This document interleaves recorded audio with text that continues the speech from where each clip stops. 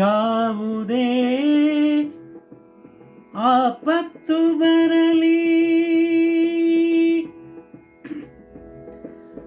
ಆಪ್ತರೊಳಗೆ ಹೇಳಿರಿ,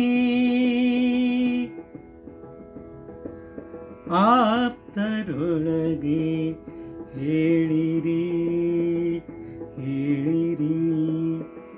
ಯಾವುದೇ ಆಪತ್ತು ಬರಲಿ ಆಪ್ತರೊಳಗೆ ಹೇಳಿರಿ. ಪರಿಹಾರ ಪಡೆಯಿರಿ, ಕತ್ತಲೆ ಸರಿದು ಹೊಸ ಬೆಳಕು ನೋಡುವಿರಿ.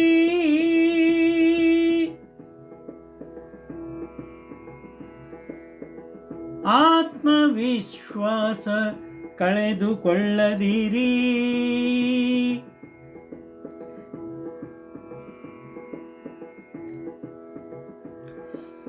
ನಿಮ್ಮೊಳಗಿಹ ನಿಜಾತ್ಮ ಶಿವ ನಿಮ್ಮ ರಕ್ಷಣೆ ಮಾಡುವನೆಂಬುದ ಮರೆಯದಿರಿ, ಮರೆಯದಿರಿ, ಮರೆಯದಿರಿ, ಮರೆಯದಿರಿ, ಮರೆಯದಿರಿ, ಮರೆಯದಿರಿ.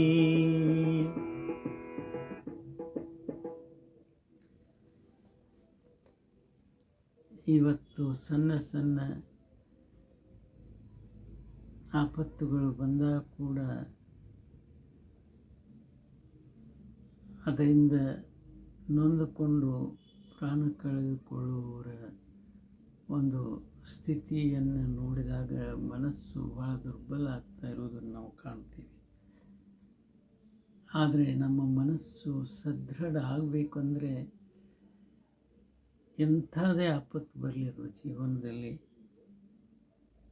ನಮಗೆ ಯಾರು ಆಪ್ತರಿರ್ತಾರೋ ಸ್ನೇಹಿತರಿರ್ತಾರೋ ಅವ್ರ ಮುಂದೆ ನಮ್ಮದು ಎಲ್ಲನೂ ನಾವು ಹೊರಗೆ ಹೇಳಿಕೊಂಡಾಗ ಒಂದಿಷ್ಟು ಮನಸ್ಸು ಹಗುರ ಆಗ್ತದೆ. ಅಷ್ಟೇ ಅಲ್ಲ, ಅದಕ್ಕೂ ಪರಿಹಾರ ಕೂಡ ಸಿಗ್ತದೆ.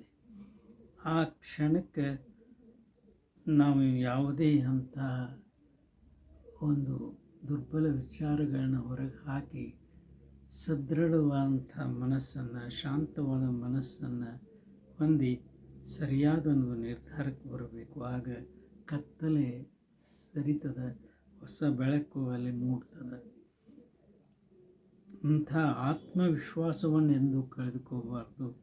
ಯಾಕಂದರೆ ನಿಜಾತ್ಮ ಶಿವ ಇಂಥ ಸುಂದರವಾದ ಸೃಷ್ಟಿಯನ್ನು ನಿರ್ಮಾಣ ಮಾಡಿ ನಮಗೊಂದು ಸುಂದರವಾದ ಶರೀರವನ್ನು ಕೊಟ್ಟು ಅದರೊಳಗೊಂದು ಸುಂದರ ಮನಸ್ಸನ್ನಿಟ್ಟು ಜ್ಞಾನವನ್ನಿಟ್ಟು ಎಲ್ಲವನ್ನೂ ಕೊಟ್ಟು ಕಳಿಸಿದ್ದಾನೆ. ಆನಂದ ಪಡ್ರಿ. ಇಡೀ ಆಯುಷ್ಯ ನಿಮ್ಮ ಸಂತೋಷದಿಂದಿರಿ, ನಿಮ್ಮ ರಕ್ಷಣೆ ಮಾಡಲಿಕ್ಕೆ ನಾನು ಇದ್ದೀನಿ ಅಂತ ಹೇಳ್ತಾ ಇರುವಾಗ ನಾವು ನಿಮ್ಮ ಹೊರಗೆ ಹೋಗಬೇಕು, ಅವನಿಗೆ ಜೊತೆ ದಿನಾಲು ಸಂಭಾಷಣೆ ಮಾಡಬೇಕು, ಪ್ರಾರ್ಥನೆಯನ್ನು ಮಾಡಿಕೊಳ್ಬೇಕು. ಆವಾಗ ಅವನ ರಕ್ಷಣೆ ನಮ್ಗೆ ಯಾವಾಗಲೂ ಸಿಗ್ತದೆ ಅಂತ ಹೇಳ್ತಾ ಎರಡು ಮಾತು ವಿರಾಮ ಕೊಡ್ತಾ ಇದ್ದೇನೆ. ಇದೊಂದು ಸ್ವರಚಿತ ವಚನ, ಹಾಡಿದವರು ರವೀಂದ್ರ ಜಕಾತಿ.